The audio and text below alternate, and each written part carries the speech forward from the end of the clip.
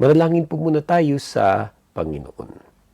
Aming Diyos at aming Ama, lumalapit po kami sa inyo sa oras na ito, sa araw na ito, ng buong pagpapakumbaba. Seeking forgiveness for all of our sins. For everything that we have thought, said, and done, forgive us, Lord. Patawarin niyo po kami, Panginoon, sa lahat ng aming mga naisip, nasabi, at nagawang mga kasalanan. Purify your people, O God. Purify our hearts and our minds. Renew our minds. Turn them into the mind of Christ. Transform our character that it may be Christ-like. At nawa sa aming pakikinig, panonood, pagsali, pag-participate ay maranasan po namin ang presence and power of the Holy Spirit of God. Puspusin niyo po kami, Panginoon, ng inyong love, joy, peace, and strength. Magkaroon po kami ng spiritual restoration, spiritual renewal, spiritual revival, spiritual breakthroughs. Ma-recharge pumuli ang bawat isa po sa amin. And we surrender all to you, God. Lahat po ng aming mga iniisip, iniintindi, dinadala mga problema sa buhay. And we resist, reject, and rebuke all the works of Satan in Jesus' name. And we declare him powerless. Hindi siya magtatagumpay sa buhay ng iyong mga anak. But we praise your name, Lord Jesus. Itinataas po namin ng inyo pong dakilang pangalan. Pinapupurihan ka namin at pinapasalamatan at maging sa oras na ito ay lahat itinadakila as we pray.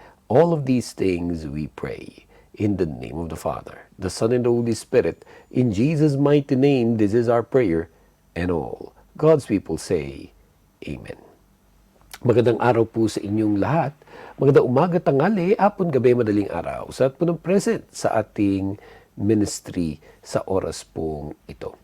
At ang ating pong tatalakayin ay isang napaka-importante at sa aking karanasan bilang pastor sa mga OFW, napakahalaga na talakayin at yan yung subject matter of adultery. Ang pamagat po ng ating pag-uusapan sa araw na ito ay adultery.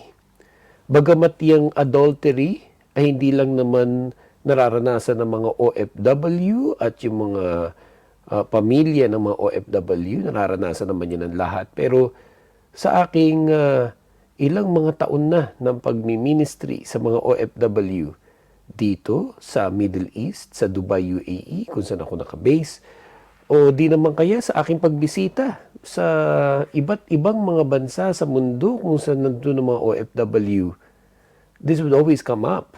And sadly, talagang napakaraming mga cases ng ganito sa mga OFW. One time, I was invited to be a resource speaker sa isang government program sa isang bansa dito sa Middle East. At it's a Filipino program, no, in that government-owned station. But I was invited as a resource speaker concerning OFW concerns and issues. And I remember I was being asked, no, among many questions, sino ba sa dami na ng mga nakilala ko at na-meet ko all over the world, ang mga masasabi ko na mga naging successful na OFW? And noong umpisa, no, I had a lot of names in my mind. Maraming mga na-meet ko, mga magagandang kwento kung paano masasabi naging successful talaga ng OFW. Until bigla na paisip ako. Naalala ko yung father ko. Nung time na yun, buhay pa. This was just this year, early this year.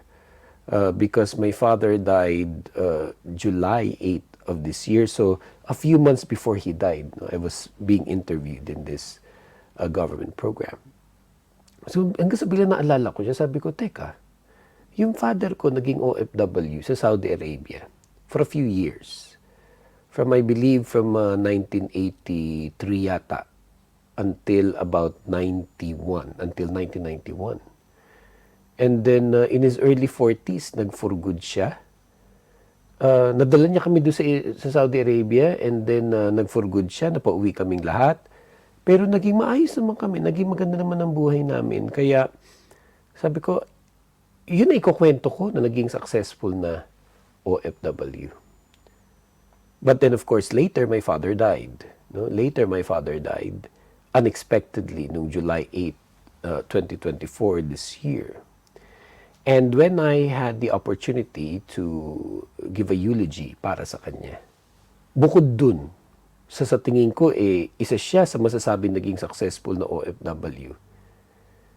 Teka, sabi ko na, among many things, besides naging lingkod ng Diyos, naging napakahusay na ama, naging mapagmahal na lolo, mabuting kaibigan, isang bagay na napaka-prominent in his life hanggang sa dulo ng kanyang buhay.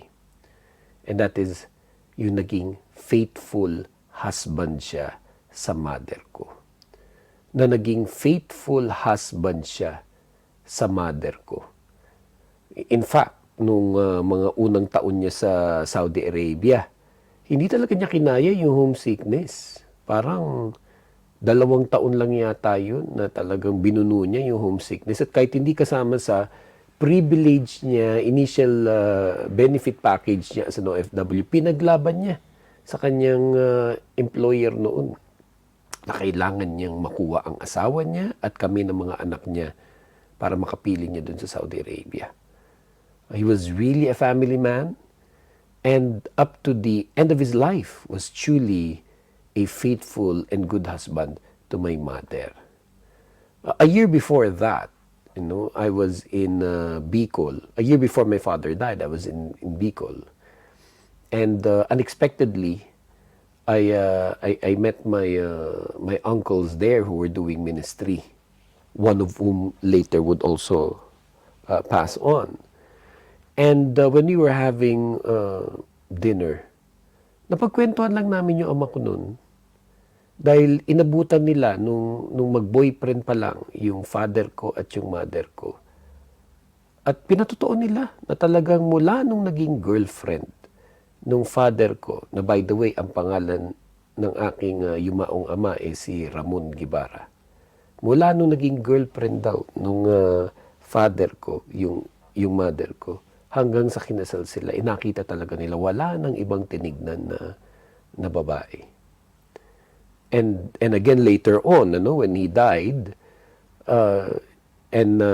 during the funeral services, yung last funeral service especially, ang dami nagpatotoo sa kanya. Isa doon yung naging kabanda niya. Nung bago pa niya na-meet yung mother ko, yun din yung ipinatotoo. Na nung naging girlfriend daw, and then later na pangasawa ng father ko, ang mother ko, talaga nakita nila yung pagiging faithful husband ng father ko sa aking mother. And I give thanks to the Lord for that. But sadly, that is not the story of many marriages ng mga OFWs. Sadly, that is not the story of many marriages in many parts of the world. Hindi ko alam kung habang binabanggit ko yung mismong subject matter na pag-uusapan natin, adultery, kung ano ang nagiging impact nito sa mga nakikinig at nanonood ngayon ng ating programa. Perhaps, you're like me. Nagkaroon ka ng father or nagkaroon ka ng husband na talaga naging faithful. Naging faithful father, naging faithful husband, naging good father, naging good husband. Or, you're the total opposite. Ang naranasan mo sa father mo, ito'y nag-commit ng adultery. Or hindi na lang ito sa lalaki. Meron din talagang mga babaeng nagkukumit na rin ng adultery themselves. Maaring ito'y naranasan mo sa iyong mga magulang. O ikaw mismo naranasan mo sa iyong asawa. You come from a broken family. Or even right now, you're experiencing that challenge na talagang nagsastruggle ka.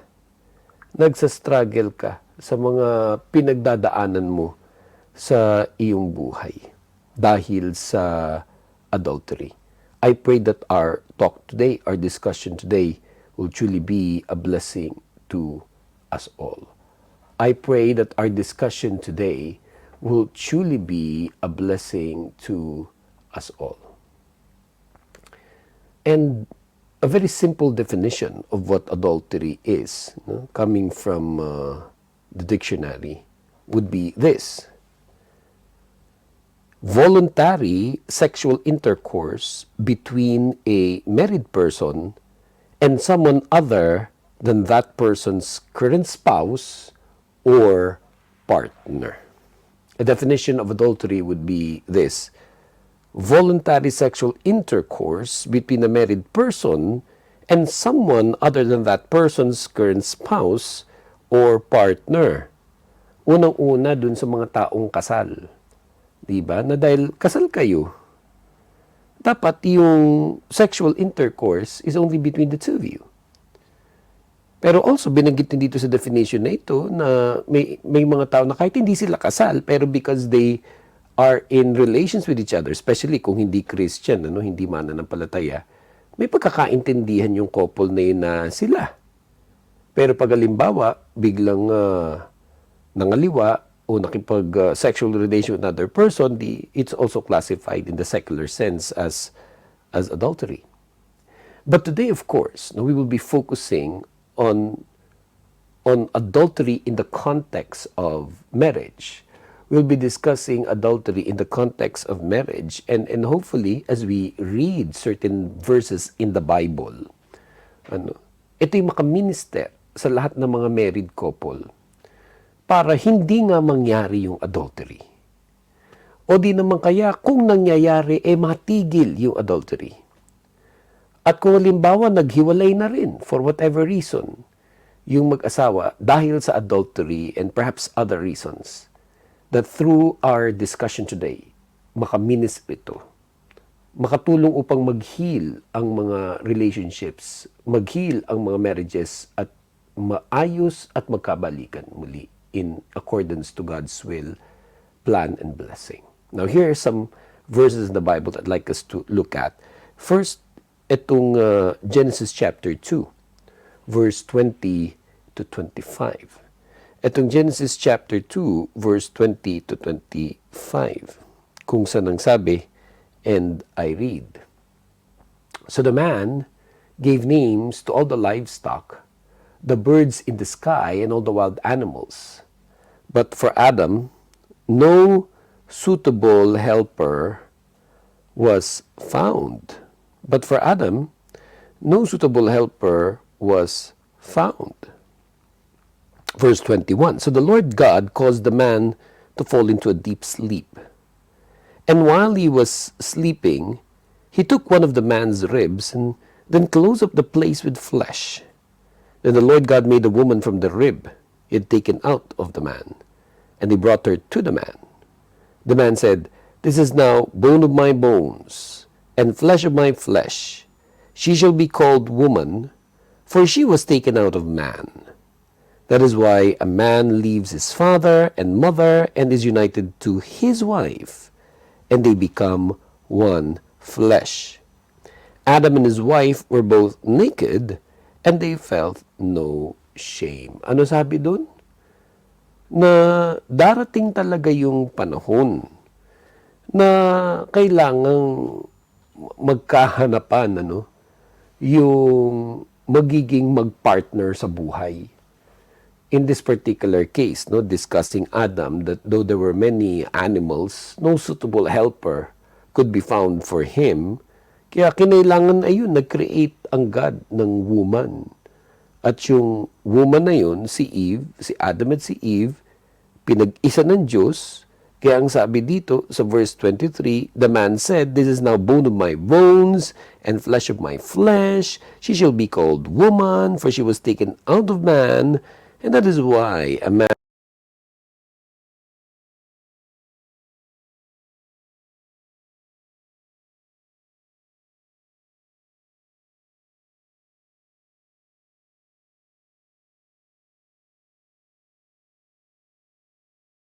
universally, kahit hindi nga lang sa Christianity, even with many other religions in the world, as the traditional institution of marriage. Ito yung kinikilala hindi lang ng mga Kristiyano, kundi ng napakaraming reliyon throughout the world as the traditional institution of marriage, or in our sense, no, in our belief as Christians, as the biblical institution of marriage. Na Diyos mismo yung nagpapaisa dun sa mga kinasal. At kung ikinasal, lalo na sa basbas at biyaya ng Diyos, sabi dun, one flesh na yan. One flesh na yan. Kaya rin, makikita mo rin, isa sa mga nakakalungkot, marami rin kasi na basta-basta na lang pumapasok sa marriage na hindi ito lubos na pinag-iisipan, pinaghahandaan, at pinapanalangin.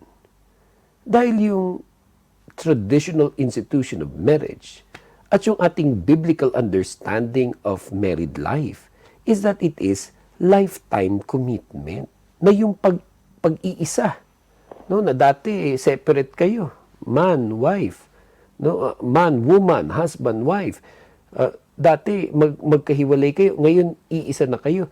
Ang pagkakaintindi natin doon, at sinasabi naman yun, lalo na pagdating sa marriage vows, yung marriage wedding ceremony, na ano yan, till death. Diba? Till death yan, may ganung panatayan. Till death do you part. Na ito ay panghabang buhay. Kamatayan na lang yung magse-separate sa kanila. Now, even if everybody knows that, pero nakakalungkot na napakarami pa rin na naghihiwalay eventually.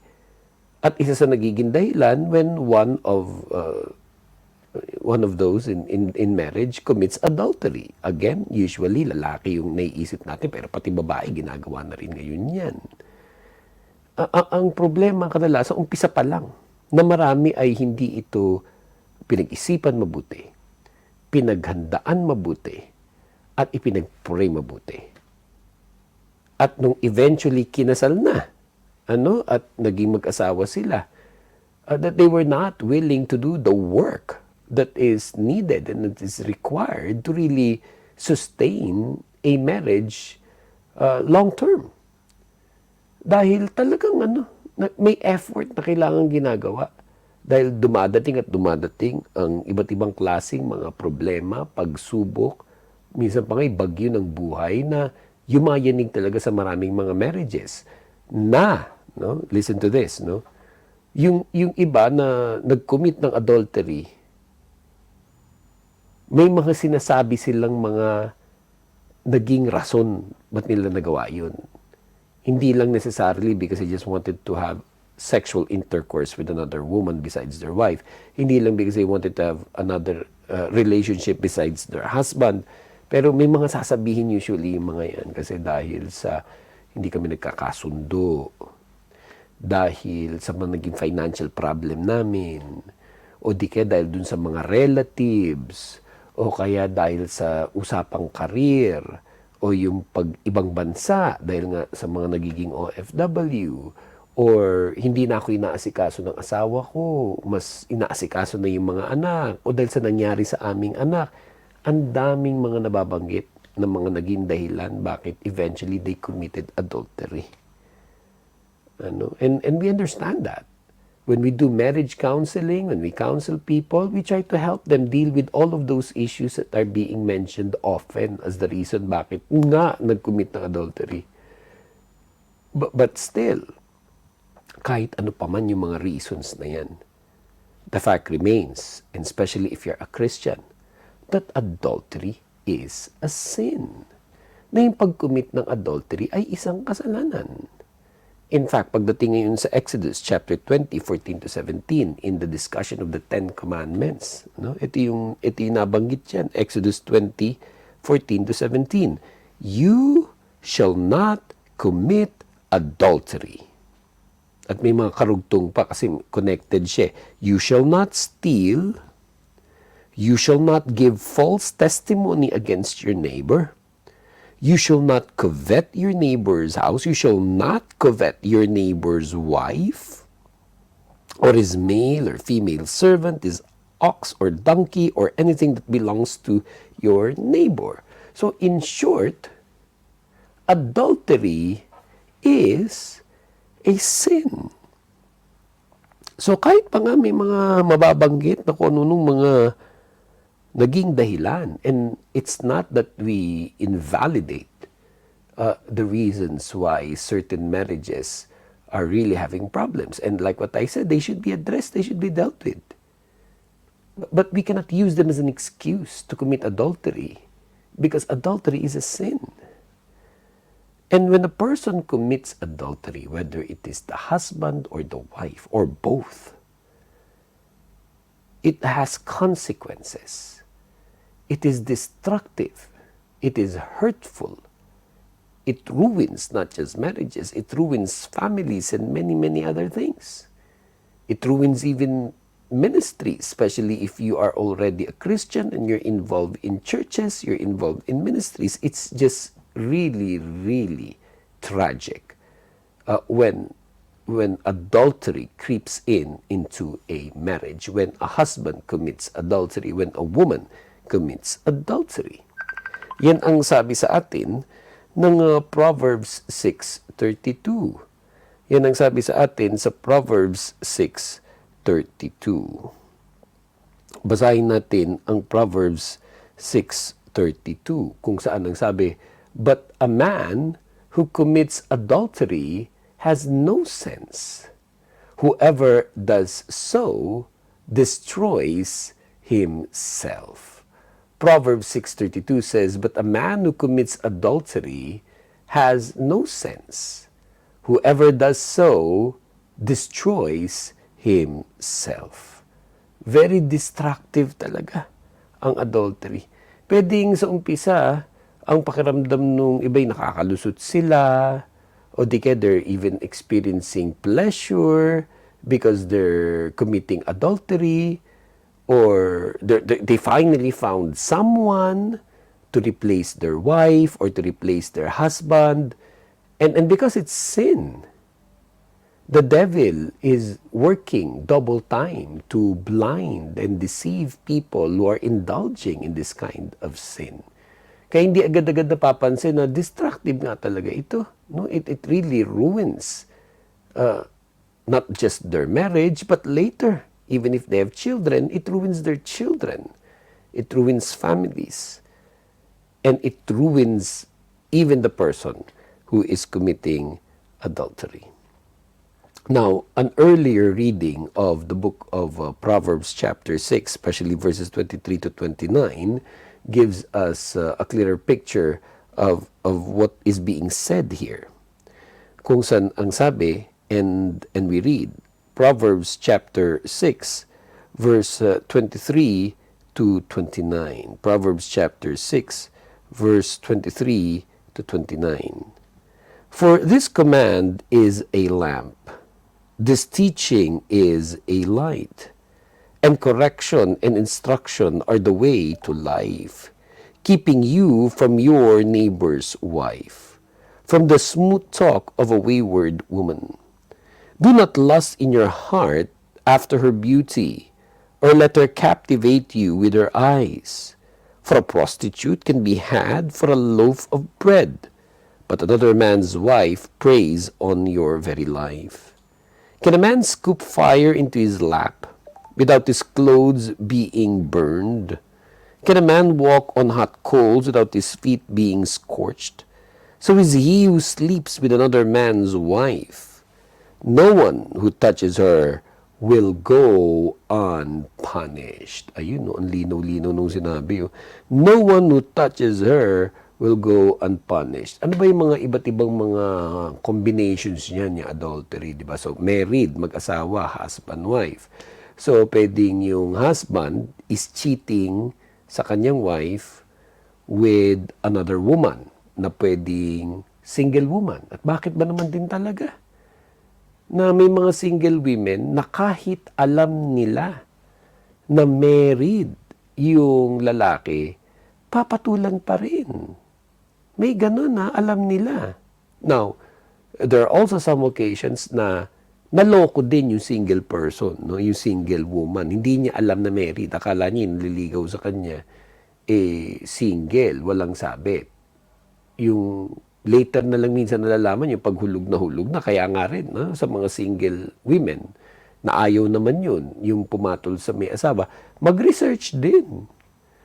Ipag-pray mo mabuti. Huwag ka rin basta-basta mag-fall kung kani-kanino kasi meron din talagang mga ganun, na linilihim nila for the meantime para makuha ka. And then later, hulog ka na. Nung nalaman mo, teka, married pala to. Baka nga yung iba, nakipagtalik na kaya nabuntis pa. So, it becomes really complicated. At meron din talaga mga babae na married na rin. Pero nakikipagrelasyon din sa another married person. Na yan, madalas na nangyayari sa mga OFW. Lalo na pag hindi kasama yung asawa dun sa bansang yun. Kaya ako hindi ko rin ini-encourage talaga na masyadong maging matagal na hindi kasama nung OFW asawa at pamilya niya. I know it's not that easy. Hindi lahat ng mga trabaho ng mga OFW kasama sa benefit at package yung masama yung asawa at anak. Pero di ba nga, kunento ko yung tatay ko. No? Yung tatay ko ganun din. Hindi naman kasama sa initial benefit at package niya na kasama ang asawa at anak. Pero pinaglaban niya, nagawa ng paraan. Nakita ko na marami na kung talagang love nila ang Lord, love nila ang asawa nila, pamilya nila, hindi nila hayaan na masyadong matagal na hindi sila magkasama. No? Yun nga minsan magkasama eh. Yun nga minsan magkasama eh. Na nakakapag-commit pa ng adultery. Yung pa kayang hindi. At kung may kahinaan pa at may mga pinagdadaanan pa yung marriage. No? At bakit din naman talaga na kahit married na, ayun, papatol pa to another married person. Or this is not, again, sa husband lang, may mga babae din na ginagawa ito, na umiisa, nag-cheat sa husband niya with a single man, or hindi rin niya rini-reveal na may asawa at anak na siya, kaya linoko rin niya yung single person, or again with another married man. This happens sa mga nakakarelasyon ng katrabaho, nakakarelasyon yung kasabayan sa car lift, yung transportation, yung mga namimit sa gym. At ito pa malungkot, minsan mga namimit pa sa church. Minsan sa church pa. Magkasama pa minsan sa mga ministry. Nakakalungkot talaga. At siya mo makikita na ang diablo, ang kaaway, talagang nagwo-work double time to destroy marriages and to destroy families.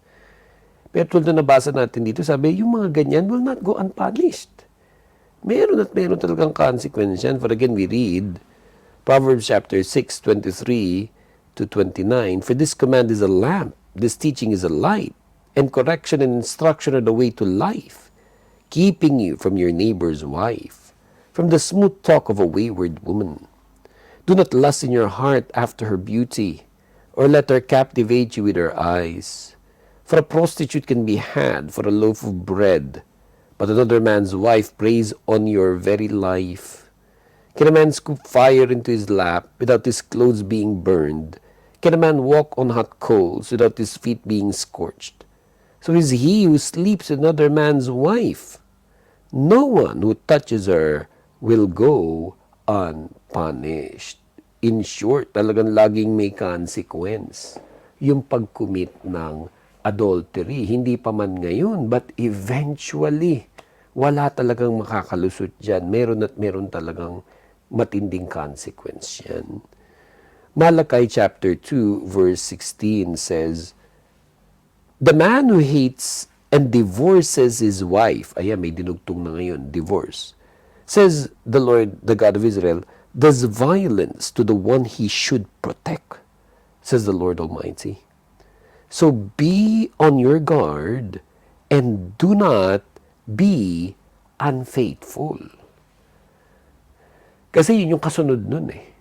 Yung iba, commits adultery. So, ibig sabihin, has sexual intercourse relations with a person other than his wife or husband. Pero hindi naman pa niya hihiwalayan yung asawa niya. Maraming OFW may karelasyon dun sa bansa kung saan siya nagtatrabaho. Pero pag umuwi sa Pilipinas, hindi naman niya inaamin sa asawa niya, pamilya niya, hindi naman siya nakipaghiwalay. Natutunan na lang niya na kung nasan siyang bansa, may kabit, may karelasyon. No? Either in secret yan, or alam nung kanyang inner circle. Minsan nga nagkakaanak pa eh. Pero lihim at hindi alam dun sa pamilya sa Pilipinas, hindi nakikipaghiwalay. Pero meron, eventually, umabot din na sa ganun. Na bibitawan na, ia-abandon yung asawa at mga anak sa Pilipinas. Pwedeng magpapadala pa rin. May mga nauso pang terms ngayon na mga co-parenting. Mga pinauso kasi ng mga showbiz couples yan eh. Ng mga political couples, ng mga celebrities, hindi lang sa Pilipinas pero sa ibang bansa, na, tinan mo, parang okay naman sila, naghiwalay, ngayon co-parenting sila.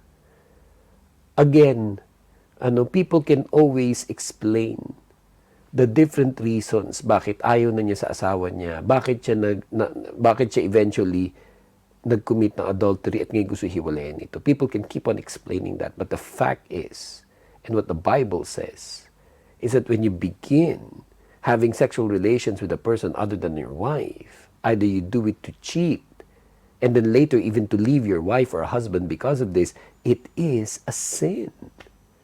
At ang tinuturo talaga dito sa atin sa Malakay 2:16, for instance, again, and I read, the man who hates and divorces his wife, says the Lord, the God of Israel, does violence to the one he should protect, says the Lord Almighty. So be on your guard and do not be unfaithful. Do not be unfaithful.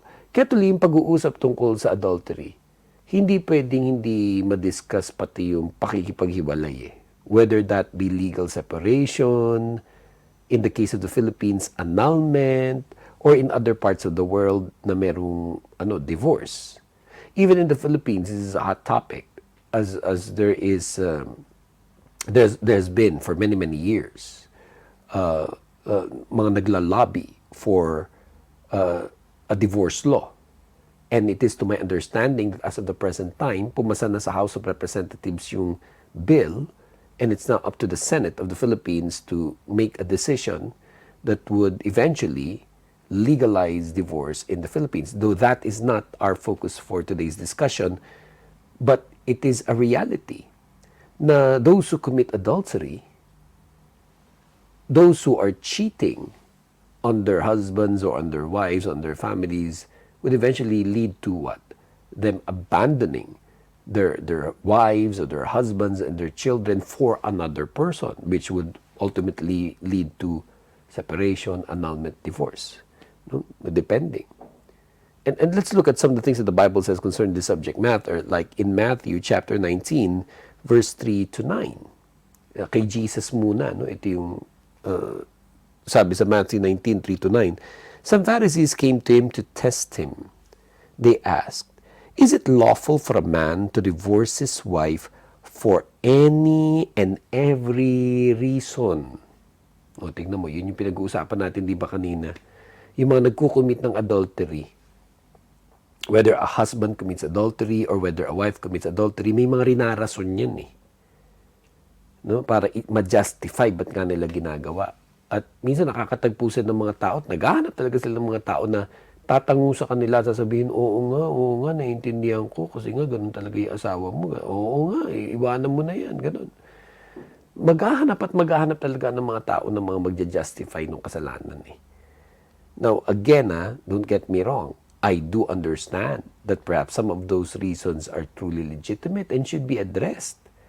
Pero hindi dapat maging dahilan to commit adultery and much more to abandon a family, to divorce a husband or wife, and eventually to break up the family that you have. Dahil sabi nga dito, no? Look at this, Matthew 19, 3 to 9. Some Pharisees came to him to test him. They asked, "Is it lawful for a man to divorce his wife for any and every reason?" "Haven't you read," he replied, "that at the beginning the Creator made them male and female?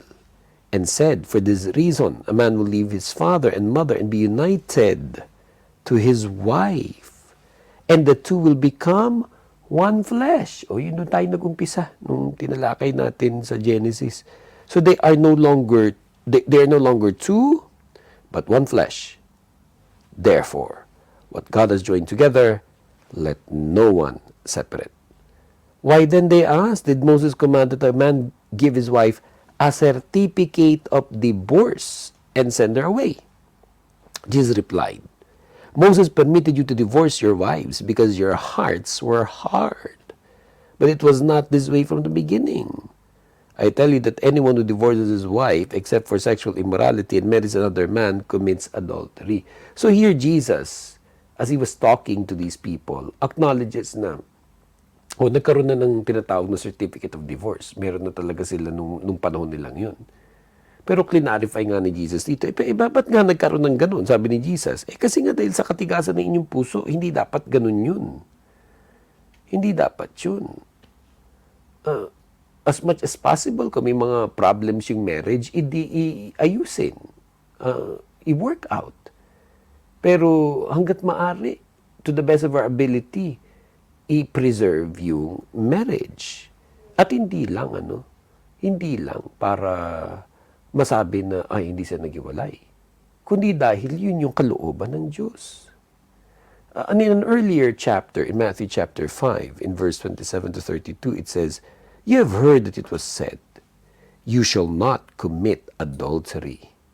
But I tell you that anyone who looks at a woman lustfully has already committed adultery with her in his heart. If your right eye causes you to stumble, gouge it out and throw it away. It is better for you to lose one part of your body than for your whole body to be thrown into hell. And if your right hand causes you to stumble, cut it off and throw it away. It is better for you to lose one part of your body than for your whole body to go into hell. It has been said, anyone who divorces his wife must give her a certificate of divorce. But I tell you that anyone who divorces his wife, except for sexual immorality, makes her the victim of adultery. And anyone who marries a divorced woman commits adultery." So again, ano yung pinaka-point dun? Ang point, kahit pa nga may divorce during their time, for instance, ang sabi niya, hanggat maaari, huwag niyong hayaan na mag-commit kayo ng adultery. Minsan nagsisimula yan na patingin-tingin ka lang. At yung kahinaan mo, bumibigay ka doon sa kahinaan mo. Na mamaya mahuhulog ka na magkakasala, tapos pa-cheating, then later would lead to you divorcing your wife or your husband.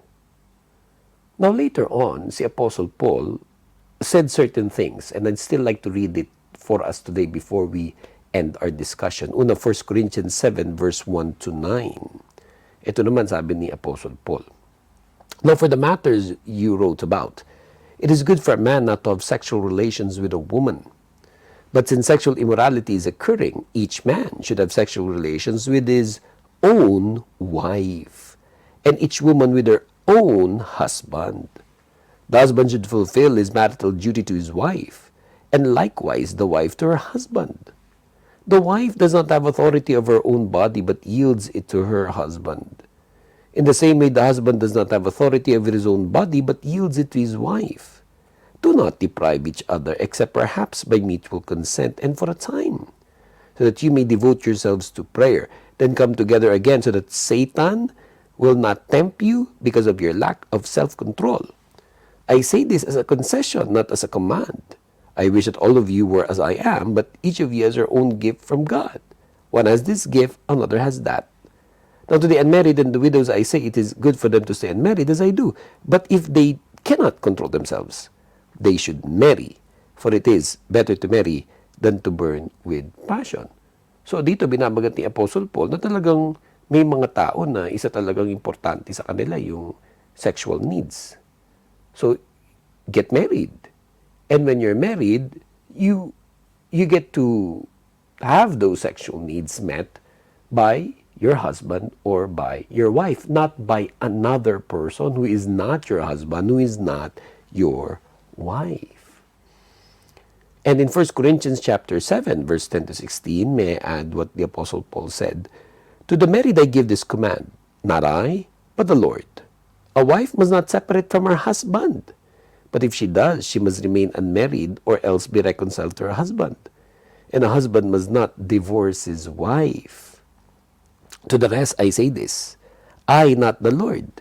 If any brother has a wife who is not a believer, and she is willing to live with him, he must not divorce her. And if a woman has a husband who is not a believer and he is willing to live with her, she must not divorce him. For the unbelieving husband has been sanctified through his wife, and the unbelieving wife has been sanctified through her believing husband. Otherwise, your children would be unclean. But as it is, they are holy. But if the unbeliever leaves, let it be so. The brother or sister is not bound in such circumstances. God has called us to live in peace. How do you know, wife, whether you will save your husband? Or how do you know, husband, whether you will save your wife? Again, our discussion for today really focuses on adultery and hopefully to prevent adultery from happening in a marriage or to stop those who are committing adultery in a marriage. We are just acknowledging that eventually those na hindi matigil yung adultery would lead to maghihiwalay tuloy. Whether it's legal separation or annulment or divorce or kahit hindi ginawa yung mga legal remedies pero hiwalay lang. And that is really, really sad. At dito makikita natin sa discussions both ni Jesus sa Matthew at ni Paul dito sa 1 Corinthians na makikita mo in short, ang summary, ipaglaban yung marriage. Hanggat maaari kung po pwede huwag maghihiwalay. Now, ibang usapan yung ina-abuse, physically na te-threaten ang life ng wife or ng children sa pananatili niya dun sa marriage. That's a totally different discussion. Dahil para sa akin, pag na-threaten na yung life ng wife or ng husband at ng children sa presence ng husband or wife niya dahil sa may mga pinaggagawa, no, na minsan nagiging drug addict pa o di kaya dahil sa kung ano pang ibang mga bisyo o nananakit physically, I will never tell a woman or even a husband or their children to stay with such a person in their family. Pero yung any other reason, may kita mo pinaglalaban na i-preserve yung marriage. Kaya sabi rin sa 1 Corinthians 7:39, a woman is bound to her husband as long as he lives, reminding us na yung marriage talaga is a lifelong commitment. But if her husband dies, she is free to marry anyone she wishes, but he must belong to the Lord.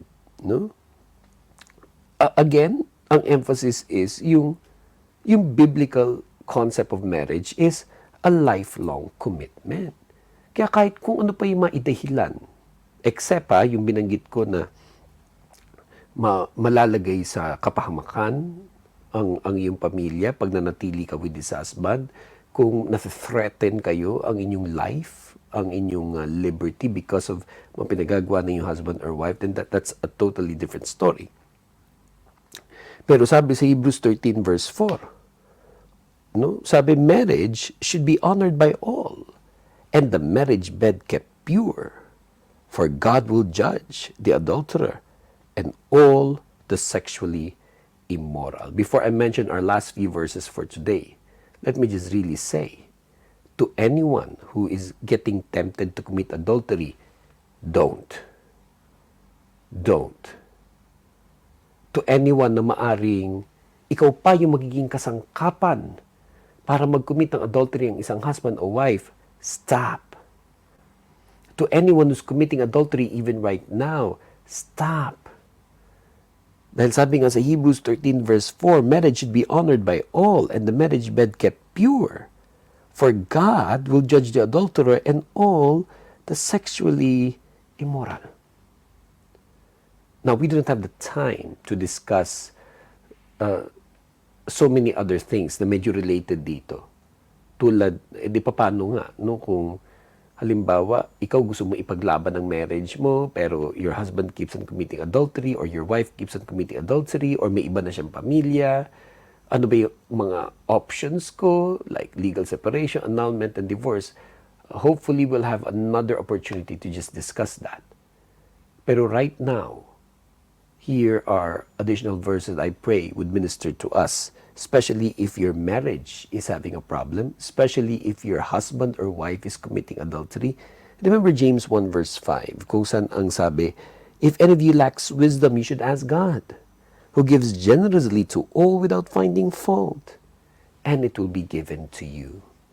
Ask God specially to guide you and to lead you to a church where you can find a pastor who's qualified to be a marriage counselor, who could also guide you later on to talk to a Christian lawyer para makita mo nga ang mga pwede mong magawa kung sa kasalukuyan. No, you're a victim of adultery. Your husband is committing adultery. Your wife is committing adultery. Or you're a child of parents who's committing adultery. And believe na kahit nga ngayon sa kasalukuyan, may ganyan kang sitwasyon, you have a complicated situation, and adultery is complicated, your marriage and your family life, believe. Romans 8:28. Panghawakan mo ang sabi ng Lord na, and we know that in all things, God works for the good of those who love Him, who have been called according to His purpose. Let us pray. Father in heaven, we come to you today and lift to you, Lord, everyone who's listening and watching this discussion. Not a very easy discussion, as many people have experienced yung unfaithfulness ng kanyang husband, unfaithfulness ng kanyang wife, some children reel in pain because of the adultery committed by their parents, by their father, or by their mothers. Lord, I pray, heal those who today are hurting because of this sin, because of this circumstance, because of this situation. At pinapanalangin ko, Lord, yung ngayon is committing adultery, na matigil niya yan. Na for those who have been separated as a couple because of adultery, that their relationship would be healed and that they would be restored, and that their marriage would be healed and restored. We're praying for people who are experiencing today yung ibig sabihin ng broken na yung family nila. Dahil nga sa naging adultery ng father o ng mother, dalangin ko, Lord, ang healing mo at ang gabay mo sa bawat isa. Lord, I pray for all OFWs who's listening and watching today. I pray for all of the OFW families who are listening and watching today. May you bless them all as we pray in the name of the Father, the Son, and the Holy Spirit. In Jesus' name, amen.